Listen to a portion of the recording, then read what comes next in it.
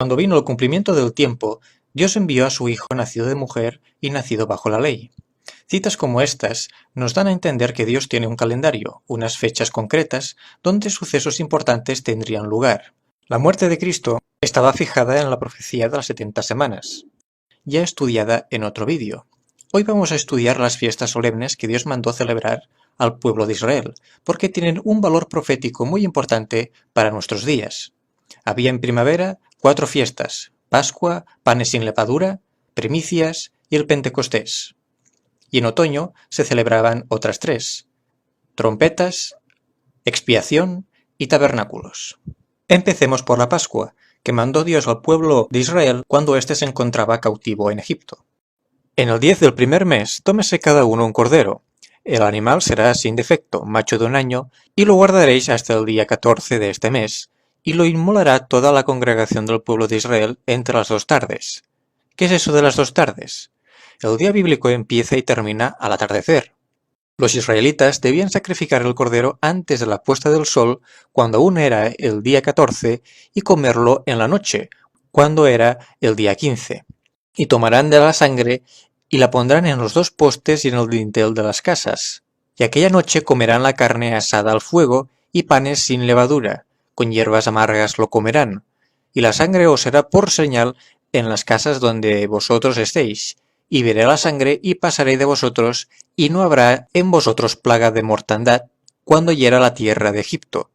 Pascua viene de la palabra Pesaj, que significa pasar por alto. El ángel exterminador pasó por alto las casas donde la puerta fue marcada con la sangre del cordero. El cordero macho y sin defecto representaba a Cristo y su vida sin ningún defecto de pecado. La Pascua fue establecida para recordar la liberación de la esclavitud en Egipto, pero tiene un significado más profundo en significar la liberación de la esclavitud del pecado. La Pascua ya no hay que celebrarla matando un cordero. Ahora se recuerda el sacrificio de Cristo mediante la Santa Cena. El cordero era tomado con hierbas amargas, para recordar la amargura de la esclavitud de Egipto. De la misma manera, la Santa Cena se debe tomar con una actitud consciente de que nuestra liberación de la muerte por el pecado costó la muerte de Cristo. La próxima fiesta era la de los panes ácimos. A los 15 días de este mes es la fiesta solemne de los panes sin levadura. 7 días comeréis esos panes. El primer día haréis que no haya levadura en vuestras casas, desde el día 14 del mes por la tarde hasta el 21 del mes por la tarde. La orden de deshacerse de la levadura se entenderá mejor si comprendemos que en la Escritura la levadura puede adquirir el significado de pecado. Dios quería dar a conocer que su pueblo iba a poder comer de un pan sin levadura. Expliquemos esto. En la época de Cristo, el 14 del primer mes cayó en un viernes. En los Evangelios vemos que Cristo fue crucificado y sepultado un viernes antes de la puesta del sol. Cristo comparó su cuerpo con un pan sin levadura, un cuerpo mediante el cual no se realizó ningún acto pecaminoso. El día 15, día en que se comía el cordero, su cuerpo descansaba en una tumba. A partir de entonces, los hombres pueden participar de la salvación en Cristo.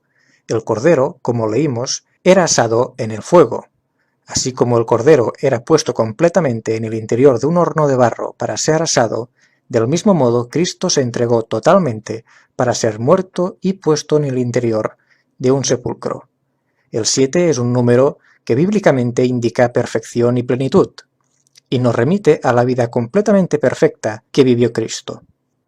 Pasemos ahora a la siguiente fiesta, las primicias.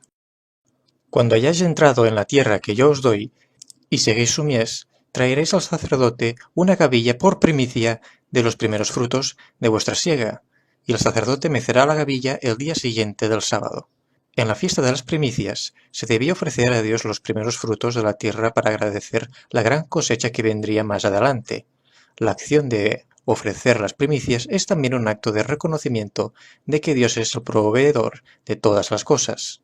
Las otras fiestas tenían fecha: la Pascua el 14 del primer mes, la de los panes sin levadura del 15 al 21 del primer mes, pero la fiesta de las primicias se inicia al día siguiente al sábado, es decir, que siempre se hacía un domingo.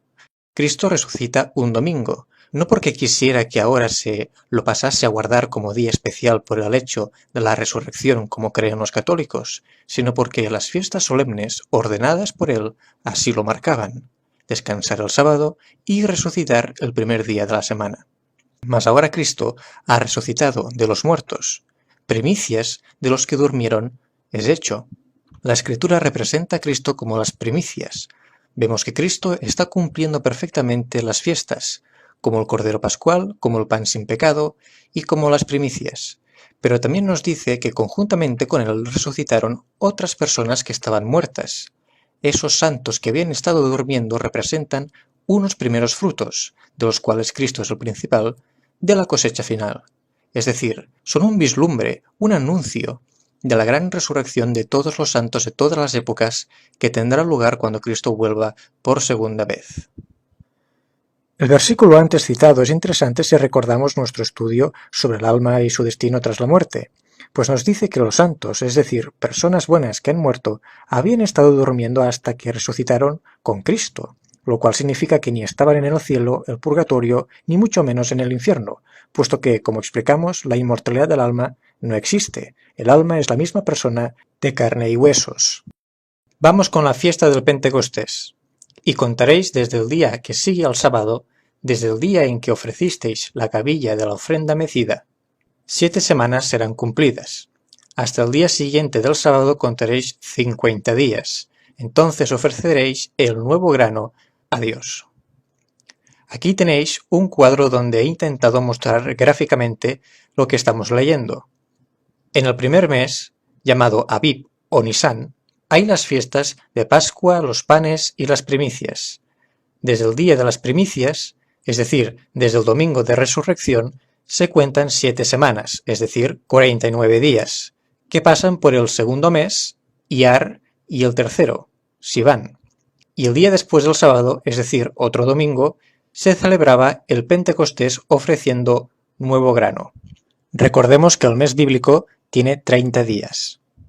El evangelista Lucas nos dice en el libro de los Hechos que Cristo, después de su padecimiento, la crucifixión, se presentó vivo, ahí tenemos la resurrección, con pruebas convincentes, ahí podríamos incluir las personas que habían resucitado con él, y hablaba sobre el reino de Dios durante 40 días hasta el día que fue recibido arriba, es decir, hasta que fue ascendido al cielo.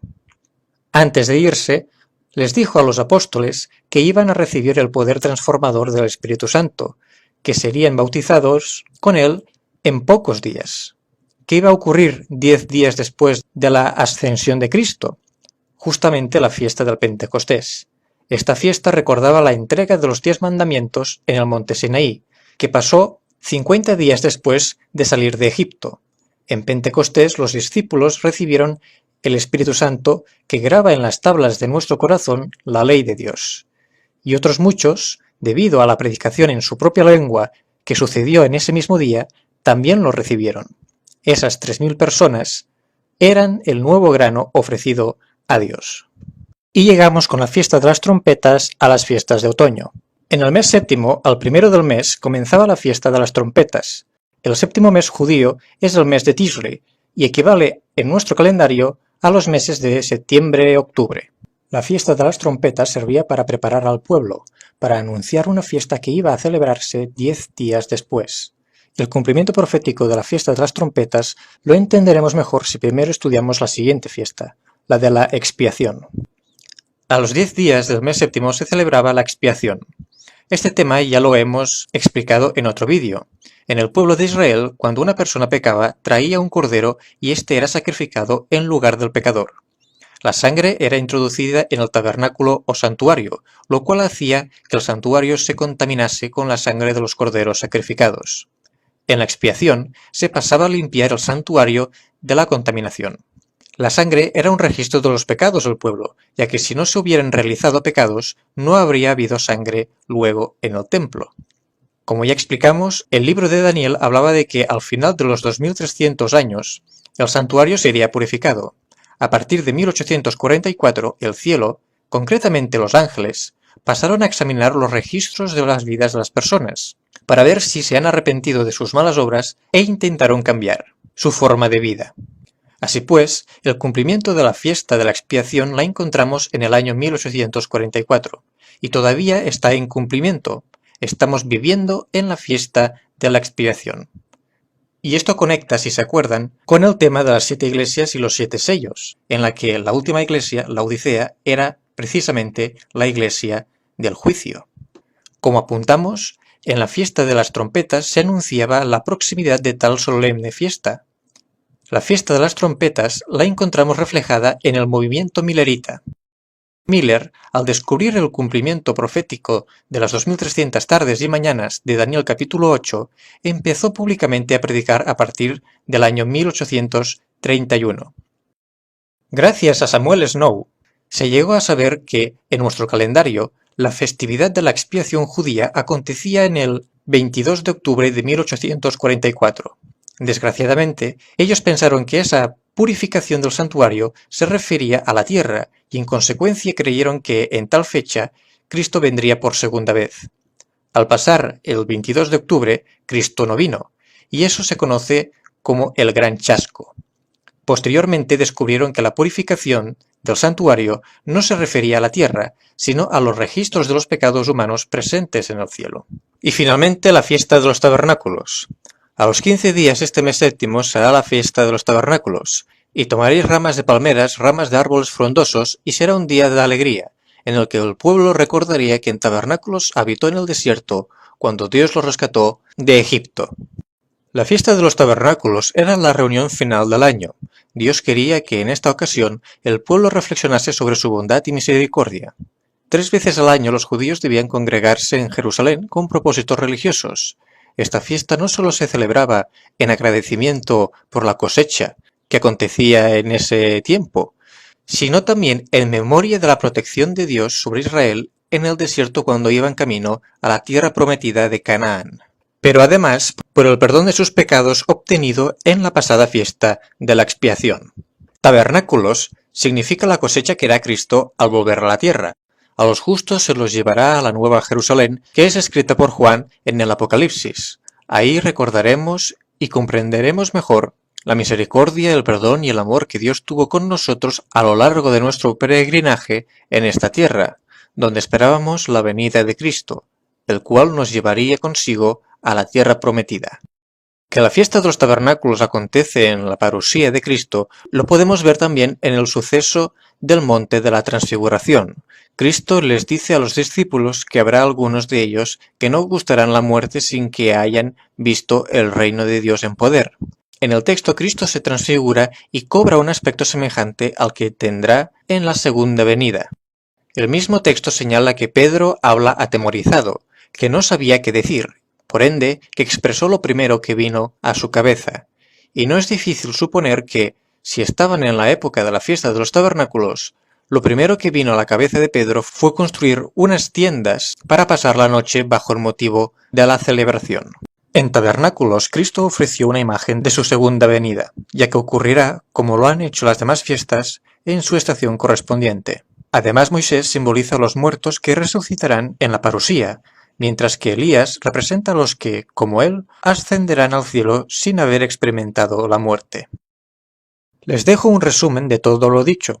Se podrían hacer más reflexiones sobre este tema, pero aquí tienen la información principal que les recomiendo leer.